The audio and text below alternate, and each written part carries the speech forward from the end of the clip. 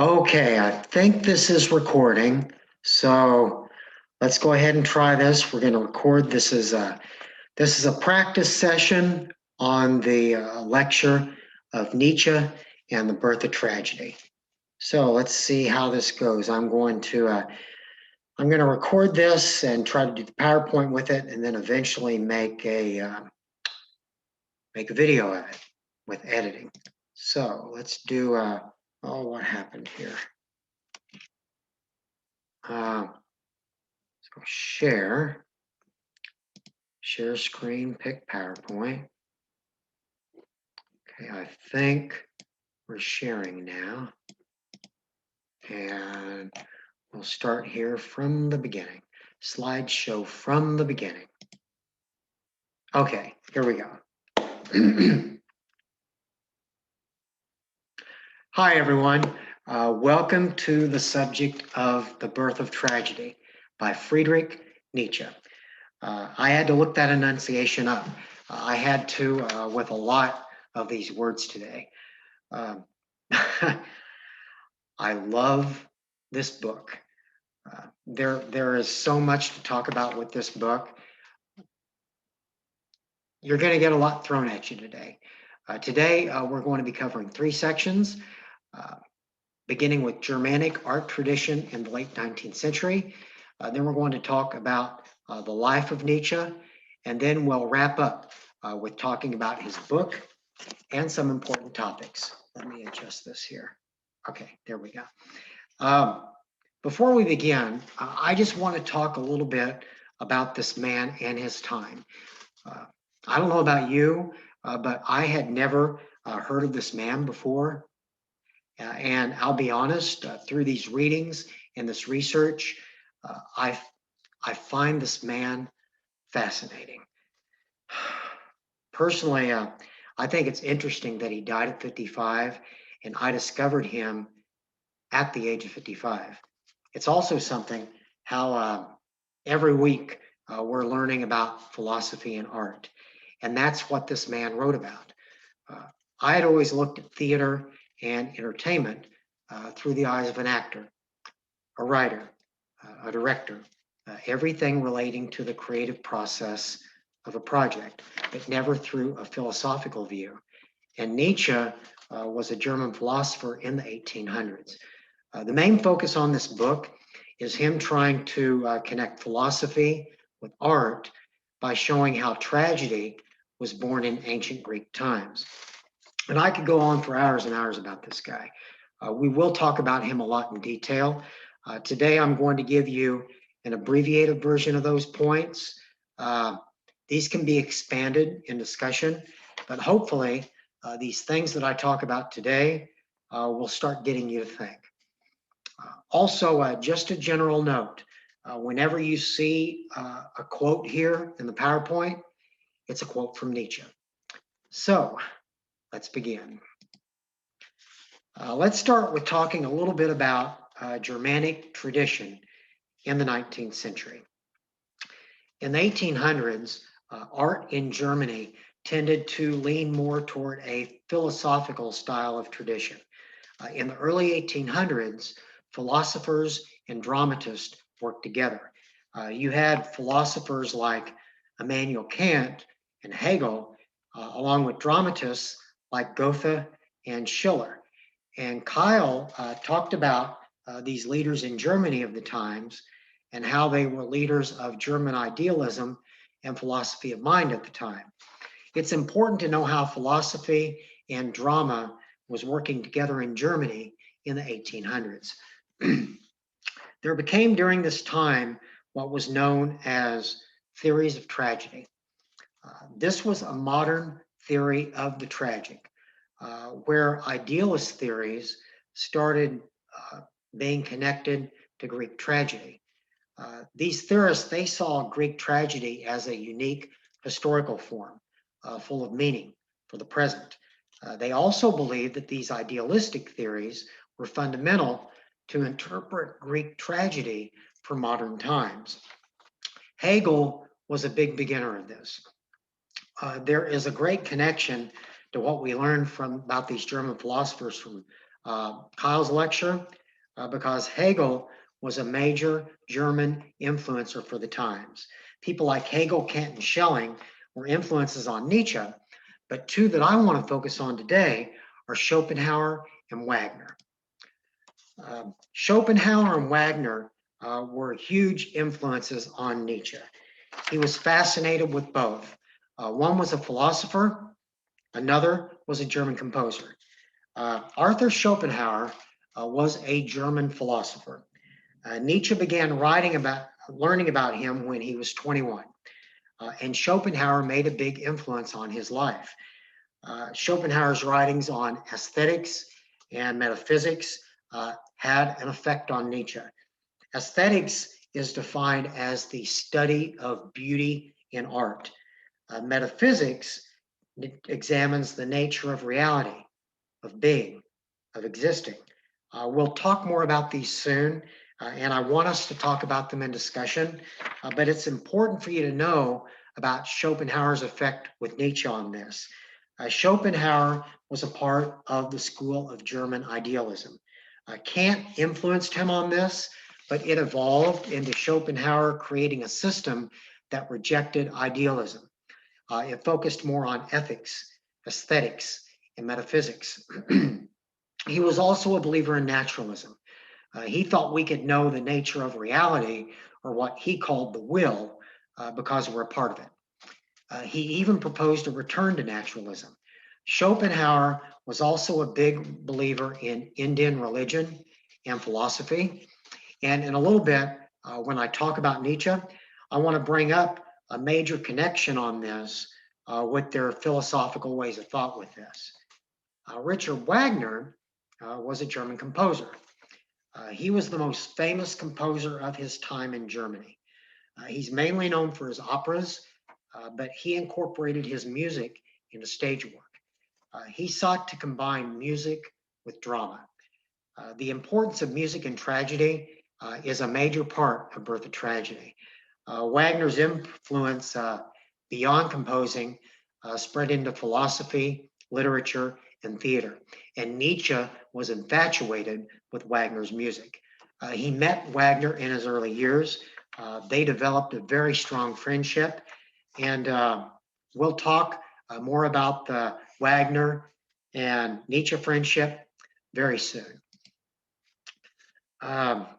Naturalism and metaphysics. I mentioned naturalism. Let's talk about this because Schopenhauer was focused on this, and this made a big impact on Nietzsche. Naturalism focuses on things that come from the laws of nature. It's a belief that everything can come from the laws of nature. Naturalism was a particular style of art that began in the late 19th century. It's compared a lot to realism, but it attempts to create an illusion of reality. Naturalism in theater has that a play should both be realistic and a careful study of human behavior. The characters should be motivated by their environment. Darwin understandings of environment play a big role in naturalism. And I can see a connection with environment and nature to naturalism in metaphysics. This nature of being, it was a big discovery of the arts in Germany in the late 1800s. Talking about the period of the late 19th century makes me want to touch on the politics of the time there.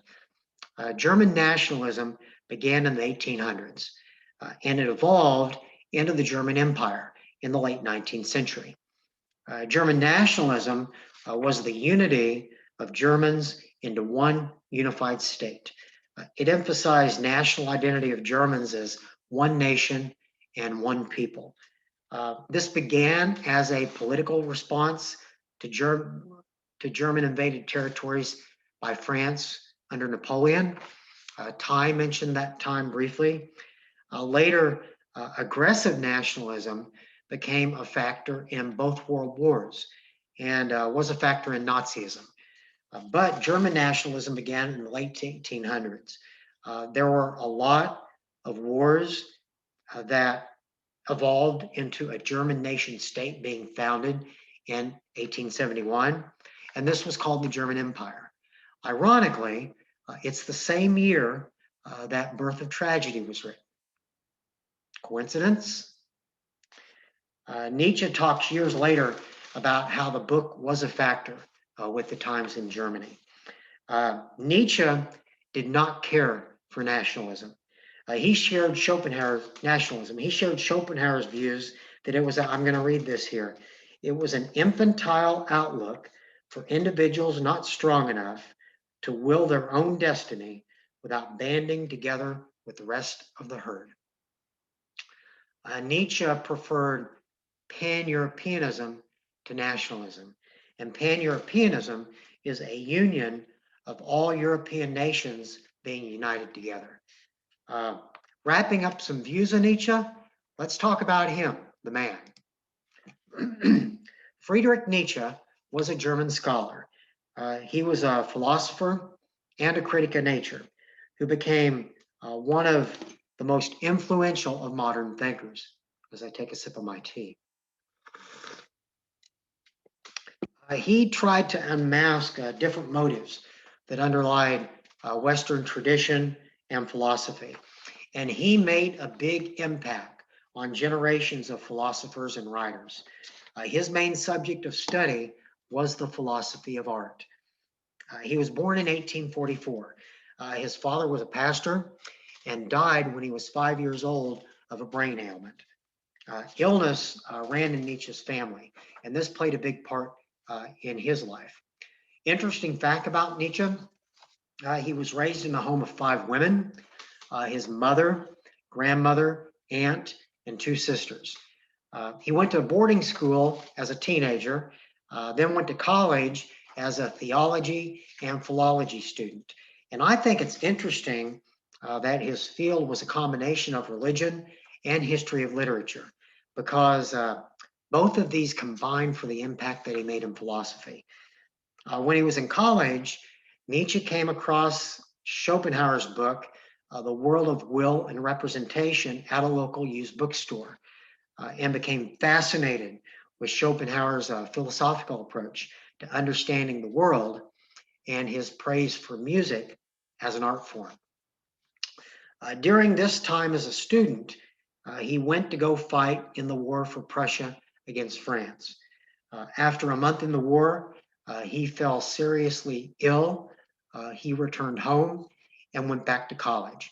The illness that he got in the war affected him for the rest of his life. A few years later, he met Wagner. They immediately bonded over their common interest in Schopenhauer and their love for music. Wagner became a father figure to Nietzsche for years until their differences ultimately broke their friendship. That very next year, after he met Wagner, when he was 24, he was offered a position at the University of Basel in Switzerland. And 2 years later, he wrote The Birth of Tragedy, his first book. Wagner encouraged Nietzsche to connect the book to his music. It was originally titled Greek Cheerfulness, but Nietzsche renamed it Birth of Tragedy out of the spirit of music, and made numerous references to Wagner and to the role of music in tragedy. During the Basel years, his friendship with Wagner grew. But over those years, the two had many personal disagreements over different ideologies. Wagner embodied the 19th century. Nietzsche was a symbol for the 20th century. These differences, they ultimately broke their friendship. Let's talk about some of Nietzsche's beliefs as I take another sip of tea. His beliefs, they were considered very controversial for the time. He was a strong believer in what was considered and referred to as the science of being. In Kyle's lecture, Heather mentioned the word ontology. Ontology is a branch of metaphysics dealing with the nature of being, the study of being. This way of thought with ontology and metaphysics was a huge belief of Nietzsche's. The word metaphysical was derived from the Greeks, And I think that plays into Nietzsche's fascination with ancient Greece, which is the focus of his book. Talking about metaphysics, this brings me into this next subject that I am fascinated with. Nietzsche, Schopenhauer, and Hindu thought. This is something that I just want to talk about briefly. Nietzsche was inspired by Schopenhauer's philosophy. Schopenhauer was influenced by Eastern philosophy, Hinduism, Indian religion, and spirituality. Schopenhauer used and read quotes from the Upanishads in his writings. The Upanishads, it's one of my favorite books of all time. For those of you not familiar with it, the Upanishads is ancient Sanskrit texts from over 5,000 years ago. Brahman in Eastern philosophy is considered the ultimate. And these are key metaphysical concepts in schools of Hindu philosophy. Basically, this school of thought had a profound effect on Schopenhauer. Hindu philosophy also influenced Nietzsche. 15 years, well, he references Hinduism and Schopenhauer in his writings. In 15 years after the birth of tragedy, he wrote a reflective essay called An Attempt at Criticism. And in that essay, he criticized this book that he wrote. In that essay, he mentions Hinduism, but it wasn't really a factor in Birth of Tragedy. And I'm curious why that was. Maybe this is something that can be discussed, because if Nietzsche's book is about Greek tragedy being the birth of tragedy, and he knew about Hinduism and Sanskrit drama evolving thousands of years before, didn't that tragedy take place before ancient Greek tragedy? Another belief of Nietzsche's was ascetism. He wrote about this. When reading the Upanishads, I came across this word from thousands of years ago. Ascetism is defined as, and I want to read this, severe self-discipline and avoidance of all indulgence for the purpose of obtaining spiritual goals, hermitage and hermit reclusion. Much of Nietzsche's work was anti-Christ. He struggled with Christianity. And I think this religious, spiritual element in his philosophy and his beliefs is important to recognize. Another belief of his was pseudo idealism versus idealism. During this time, the philosophy idealism was strong. In the long run, good will prevail. Nietzsche was anti-idealism. His belief of pseudo idealism, which is to do good is to feel good, is a belief of being charitable. By acting charitably, the intention is to reinforce one's sense of the self. But in a way, I'm wondering, are both of these kind of one and the same? Because with both of these, it seems to me that the goal in the long run is for the good to prevail. Something to think about. I'll touch just briefly on his politics. Nietzsche was understood as a radical individualist and was a strong believer in individualism and the self. Ty talked about the focus on the self element with Hugo. That ties into Nietzsche too. There is a lot about individualism and the self in Birth of Tragedy. And philosophy and art and life. Nietzsche was a big believer in philosophy, in art and life. He believed that art was life.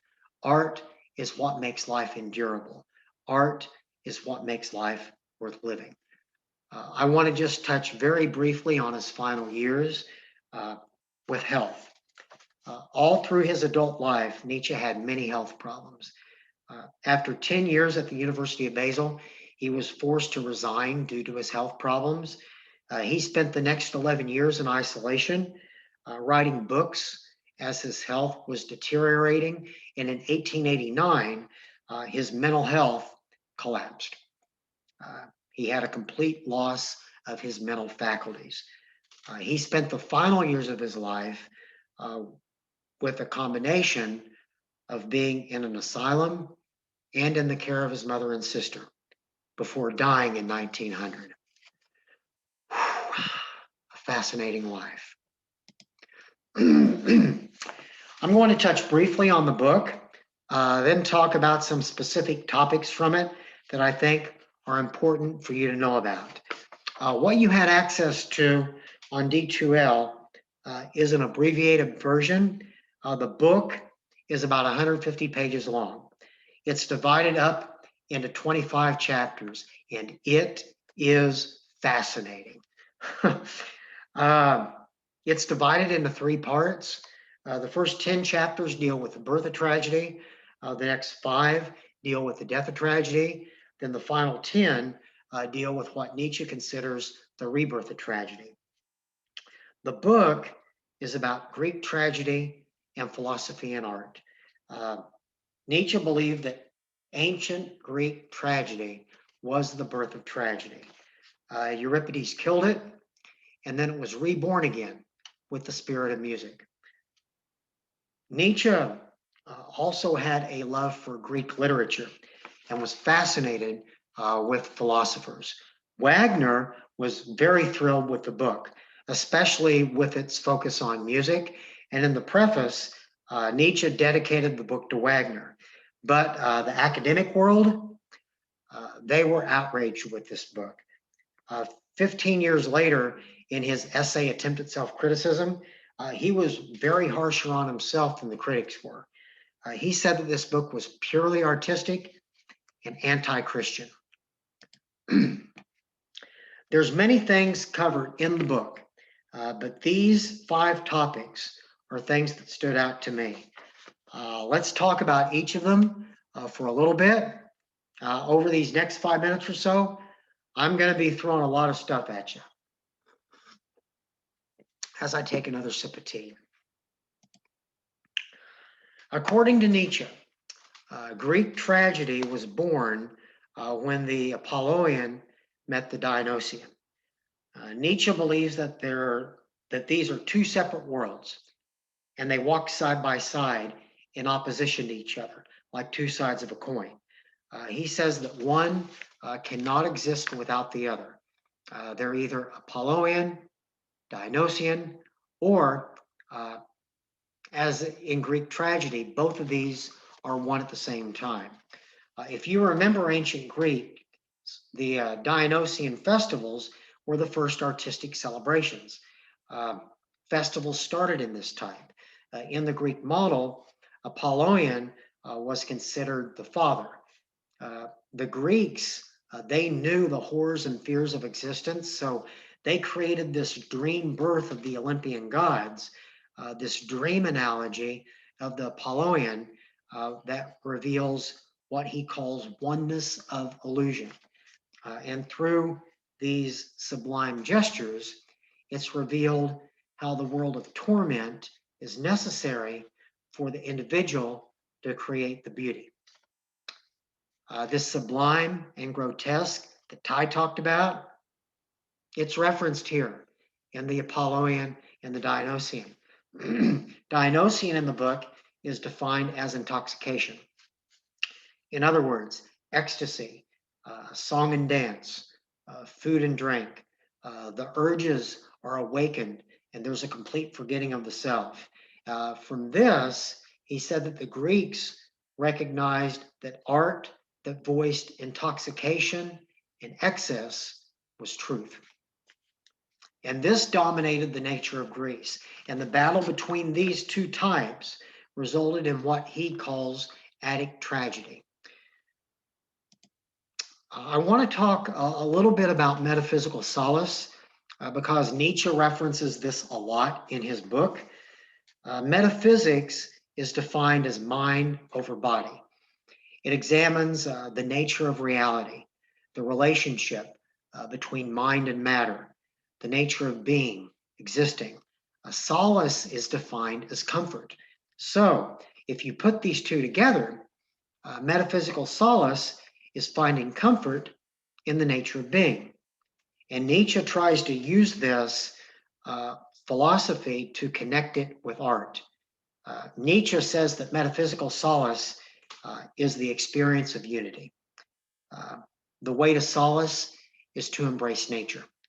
And embracing this nature will foster imagination and give birth to new creations. And I love this quote on the bottom from Nietzsche. Thinking about this in a way, I see metaphysical solace as a mirror to Apolloian and Dionysian. The unity of the mind and the body. With this unity, we can talk more about this in detail. The whole book deals with philosophy of Greek tragedy, the birth, the death, and the rebirth. According to Nietzsche, in the beginning of the origin of Greek tragedy, he says tragedy rose from the tragic chorus. In the beginning, it was the chorus and nothing else. This brings in the idea of the true spectator. He says that we've always believed the spectator must remain unaware that they're watching. The spectator must always remain aware. Let me correct myself. He said the spectator must always remain aware that they're watching a work of art and not reality. But the tragic chorus believed that they were seeing reality. Then, talking about the tragic chorus, he brings in the satyr. Nietzsche says tragedy began with the satyr. The Greeks, they saw nature in the satyr. They saw themselves as geniuses of nature with the satyr. And with this, the satyr, the tragic chorus, and the spectator are combined all together. He called the tragic chorus, and I want to read this quote, a great sublime chorus of dancing, singing satyrs. Then came Euripides with his Socratic element. Nietzsche calls this the death of tragedy. Before Euripides, Nietzsche said that Dionysus was the tragic hero. And the mask of the tragic hero was individualization. Quoting Nietzsche, he says, Euripides murdered tragedy when he brought the spectator on the stage. His analysis was that Euripides wanted to remove this Dionysic element and rebuild tragedy. So he created the Socratic element to replace it, the thinker instead of the ecstasy. Nietzsche said this is what became known as Greek cheerfulness and the New Comedy, and this was started with Euripides' play, The Bacchae. Let's talk about music. The title is called The Birth of Tragedy and the Spirit of Music, and there's a reason for this. Nietzsche was fascinated with music. He believed music was the spirit of tragedy, and that music, song, and dance were Dionysic in nature. He writes about Wagner, Schopenhauer, and how music can give rebirth to tragedy. He says that when tragedy lost music, that's when tragedy died. And this brings up opera and German music in the book. We might get some feedback from Eric in discussion with this, but Nietzsche believed the culture of opera came from the Socratic. He said, and I want to read this quote, opera is the offspring of the man of theory, not the artist. With opera, understanding the words is the most important thing. Opera should have been the rebirth of music, but with opera, the words are more important than the music, and the mind is more important than the body. So while he puts down opera, he talks about how Kant and Schopenhauer formed this spirit of German philosophy, and this introduced questions that were Dionysian in nature, and this human union of German music and philosophy brought about a rebirth of tragedy. And that brings us closer to modern day. to today's culture and what Nietzsche refers to as the critic. Toward the end of the book, Nietzsche analyzed today's culture. He believed that today's culture has never been weaker. He said that the journalist has the power over all the cultural areas, and that today culture and art is more hostile than it's ever been. And this was over 100 years ago.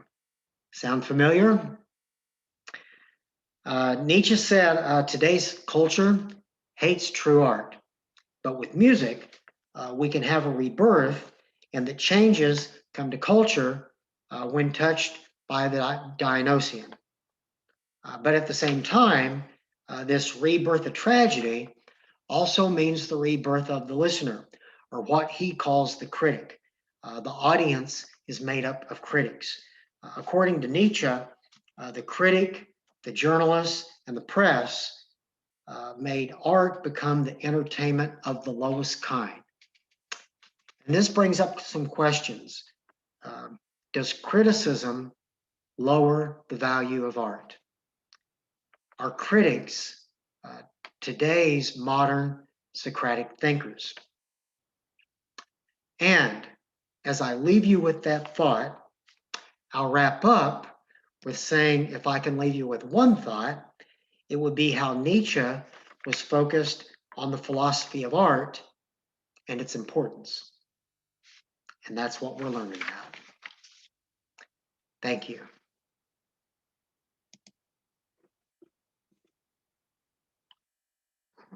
Stop recording. How do we